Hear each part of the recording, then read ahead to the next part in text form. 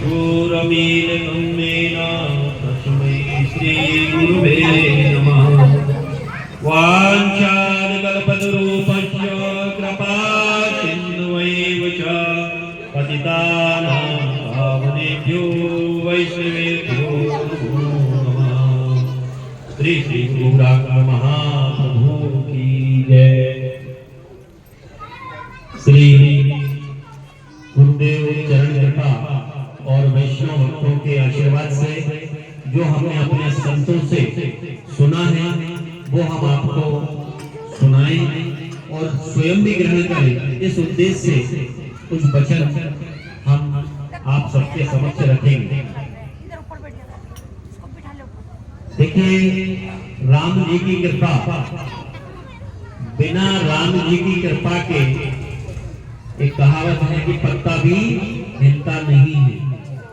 तो ये राम जी की कृपा तो है ही।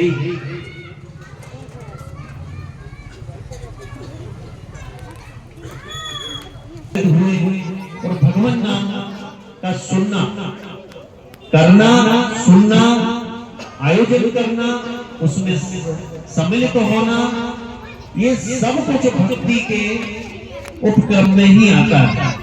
कहीं ना कहीं अहेतु की कृपा संतों की, भक्तों की आपके आपके परिवार के ऊपर है कि आप ये आयोजन में सम्मिलित हुए, क्योंकि किसी प्रकार की पार्टी या फंक्शन नहीं है।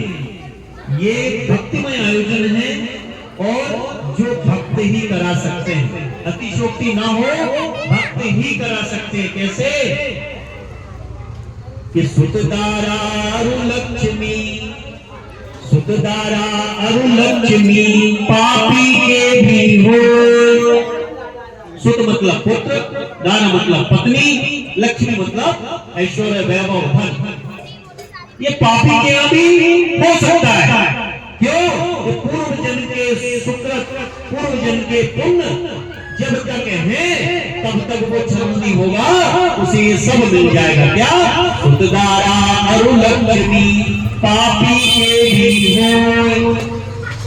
और संत समागम हरि कथा, तुलसी संत समागम और हरि कथा, हरि कीर्तन, हरि भजन ये दुर्लभ है। ये भगवान के भक्त के यहाँ ही होगा और भक्त भगवत्ता समझेगा तो ही करवाएगा, वरना वो करवाते हुए भी नहीं करवा पाएगा। जैसे जो वृंदावन जाते हैं वो ये जानते हैं कि लाडली जी की कृपा ना हो तो वृंदावन पे पग नहीं रख सकते आप। राधा रानी की कृपा नहीं हो तो वृंदावन आप पग नहीं रख सकते। और कई पग रख लिया तो समझ लो कि राधा रानी की कृपा हो गई, क्योंकि वो ठकुरानी है। राधा रानी ब्रज की मालिक राधा रानी, और बिना उनकी कृपा के कोई भी वहां नहीं पहुंच सकता। चाहे आप अनजाने में भी पहुंच जाओ तो समझ लेना कि राधा रानी की कृपा हो गई, तभी आप पहुंचे। अब राधा रानी की कृपा होगी कैसे? संतों की कृपा होगी कैसे? कैसे होगी भाई? अपने आप हो जाएगी क्या?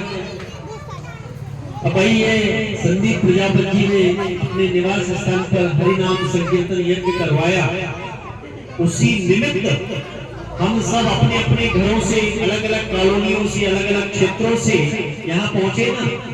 आयोजन करवाया तो पहुंचे।